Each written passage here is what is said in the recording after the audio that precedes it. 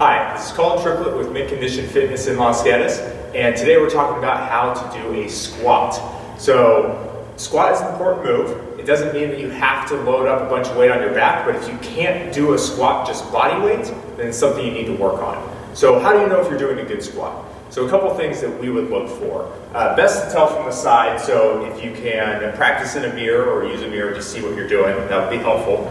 But ideally, feet about shoulder width apart, toes can be turned down a little bit if you want. But the goal is, can I stay up relatively tall as I squat down and get my thighs to about parallel with the ground? So common mistakes that we'll see is as I'm coming down, I start to really bend forward. That's not a very good way to do a squat, and it's going to be difficult if you are putting any weight on a squat. That's going to make it really hard on your back. So we want to stay upright. The other thing we'll see is that the knees, if the knees can't come forward, that it's all hips, right? And this is really more of what I would call a deadlift. And that's an okay move too, but if we're trying to squat, the knees do have to come forward.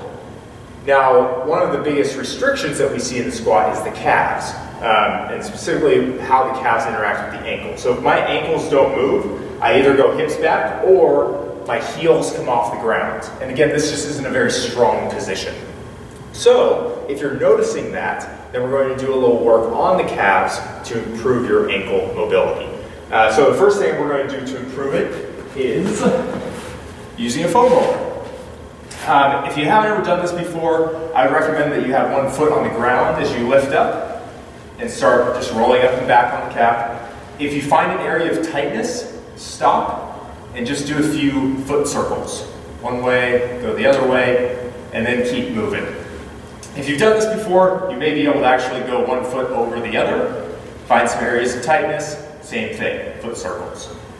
Once you do that, then I would stand up and I would do something called a toe pull, what we would call a toe pull. And from the side, it would look like this. Shoes makes it pretty easy to do. So if I have a shoe on, I'm just going up onto my toe and I'm sinking down into it and I'm just trying to open up the joints that are at the front of my ankle, right? Open up these joints. So I'm just going to sink down, open those up. You should feel a little bit of a stretch. And then I'm going to let my heel fall out. So I go this way, and my heel's going to fall out. Same thing, heels out, and I go down a few times. We're just, again, trying to open up those joints around the ankle. And you can actually just do the calf roll and the toe pulls, and then do your squat again, and you should see a little bit better movement in your squat and better movement in your ankles. A few other things that you can use to improve your squat. I like using TRX, or this is called a jungle gym, just to practice what the right position is. A lot of times it's hard for your body to know what the right position is if you've never done one before. So you can hold on here, get in your good position, and then just give a little bit of support as you come down.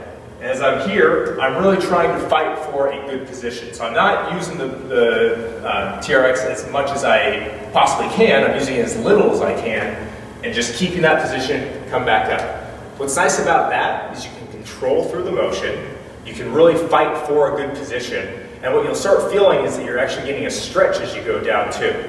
So, a lot of times it is the ankles, so it's good to start there, but in the end, you do have to practice good positioning. So work on that, see if you can improve your squat. If you have any questions, please let us know. Thanks so much.